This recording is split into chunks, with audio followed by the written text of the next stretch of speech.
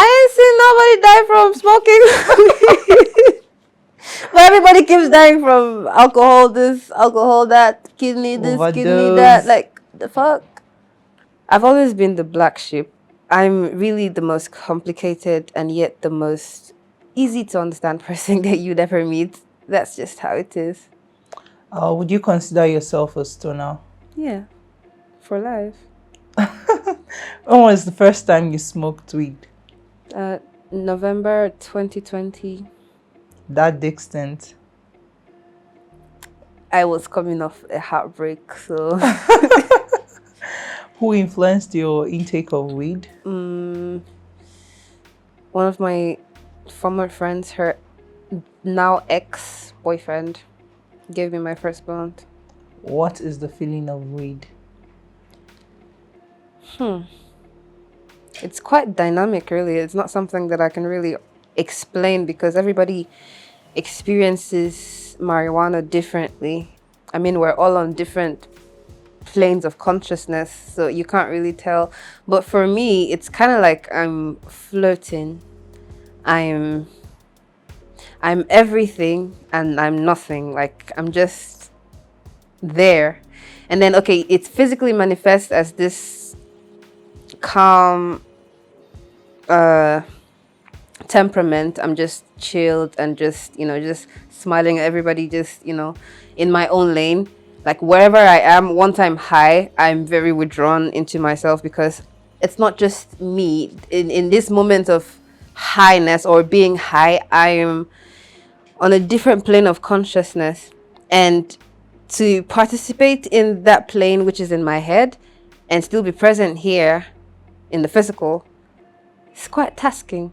So I'd rather just stay to myself, stay by myself, and focus on what's happening up here because it's usually a lot more exciting. What is the feeling of weed? What does weed do to you? Okay, so I like to speak in terms of energy and vibrations. And so I believe that everything has everything has life, and life is characterized by rhythm. So everything is constantly vibrating, it's constantly in motion, which means that everything has its vibrational frequency. And it's like a scale. There's the two extremes, and then there's the middle part, which is like an equilibrium. And so let's say low and high vibrations, and then everywhere else in between. So it's kind of like a spectrum that can be walked through. And there are certain things, because like weed is natural, it's from nature. So it's naturally high vibrational because nature, the earth, Mother Earth still preserves her high vibrational nature, which is why we rely on the earth to survive. So the frequency of weed, the marijuana plant, is very, very, very high. And so it helps to raise our own frequency, which is not as high as that of the weed plant. So when you'd find that when you smoke a strain that is higher vibrational than you are, it would elevate your own consciousness. It would increase your own vibration. On the contrary, if you take a strain that is not really that is lower vibrational than you are, maybe like your vibration is higher than that strain, you would find that it either brings you down, like the calm down is actually really intense. You start to feel the opposite, right? And then it's affecting you adversely. So you would have to be a really, really strong person mentally to climb out of that intense negativity. This is what other substances actually do. There are some very negative, low vibrational substances, like some kind of drugs perhaps, or even alcohol. But weed, on the other hand, is high vibrational, like it's more freeing. Okay, I understand that. So, how does weed intake affect your daily life? Okay, I would say that it makes me normal because I'm neurodivergent. I'm in simple terms, I'm mentally ill. So my lifestyle is not quite conforming to this neurotypical world, and so I'm divergent basically. Weed, when I take weed, this is very difficult for me to explain, but it seems like it exaggerates all my symptoms. Like, I'm on a normal day, maybe like I'm this level of mentally ill. When I take weed, it's like this level of mentally ill, but somehow I'm able to control it. And so it gives my brain something more tasking to do to maintain my sanity while I'm teetering on like the brinks of insanity. So it just keeps my brain engaged, and that's what kind of translates to a normal life for me. Because while that internal conflict is going on in my head, while my subconscious and conscious are fighting for control, I have to maintain like a physical appearance of stability. So that's why you see me so calm, so reserved, because there's a war happening in my head. There's an intense conflict that's happening in my head that if I should let go of control in some sense, I would unravel, and they would turn me like a madwoman or something. She's psycho. Okay. Yeah. Why do you consume weed?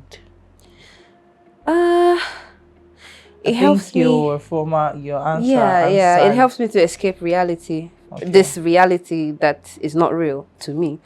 So it helps me to build my own reality. And it's like when I'm connected with the marijuana plant, there is a division between my individuality, which is why I can experience everything as if I am everything. So there's no more ego, there's no more self. And that's what weed does to you. It breaks apart that your sense of self, your sense of individuality, which you call the ego.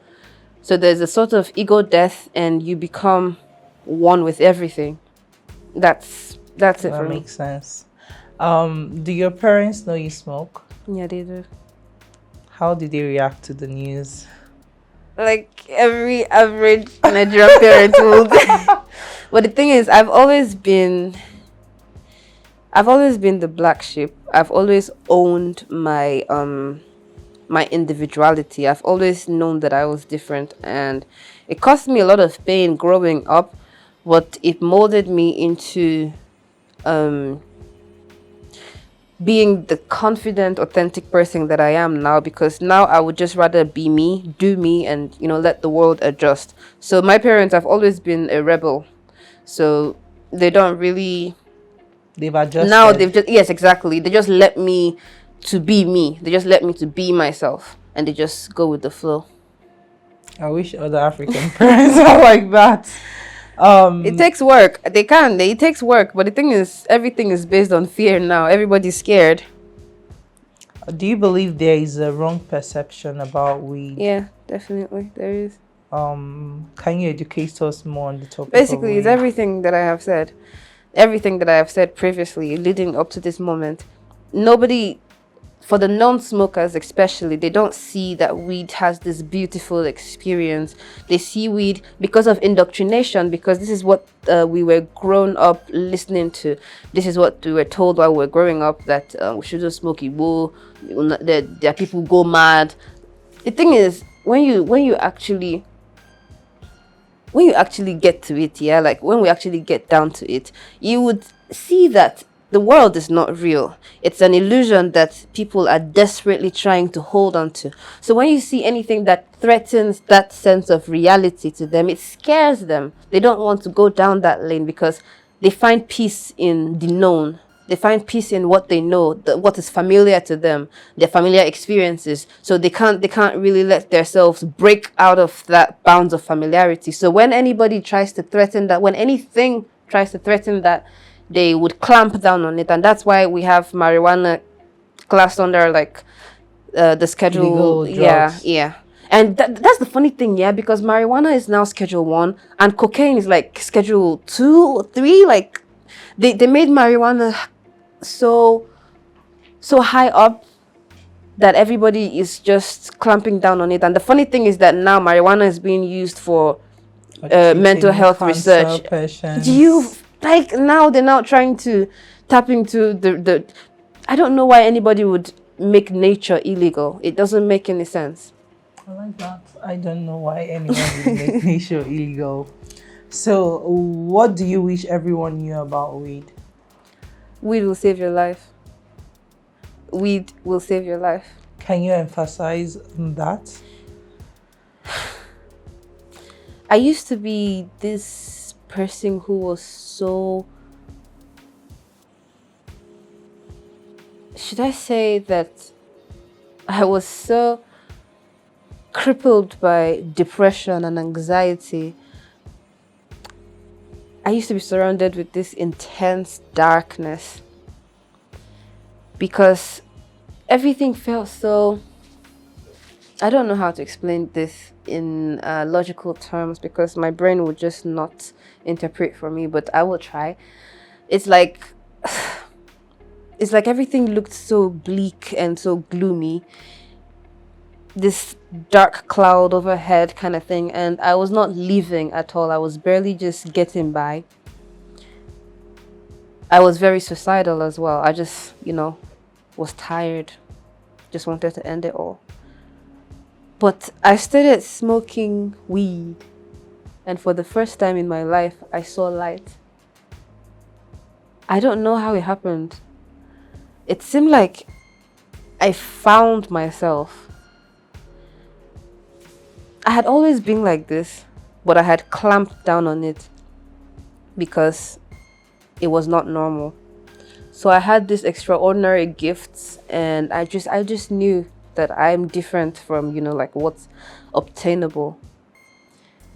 But because it caused my parents so much pain, me being myself caused them so much pain, they wanted to clamp down on me, and so it was hurting me as well. But I didn't want to hurt them, so I had to force myself to kind of conform. But I smoked weed, and for the first time I found my own self. I found my individuality. I found my superpowers. It seemed like I began my life again. And all of that November, that fateful day in November 2020, I can't remember what date, everything that happened from that moment, it shaped who I am now. And I would say that finding marijuana, finding weed is like the best thing to ever happen to me. Really. So, would you say that weed has done more good than harm in the society, in your opinion? I ain't seen nobody die from smoking. But everybody keeps dying from alcohol, this, alcohol, that, kidney, this, kidney, that. Overdose. Like, the fuck? All right. It was nice having you on our show. It was nice being here. Getting your experience about weed. I feel like a lot more people should view it from the lens that you view Definitely. it. Thank you. Thank you for having me. Hope you guys found this video very interesting and educative. If you did, please like and subscribe to our YouTube channel. It helps the algorithm. Thank you.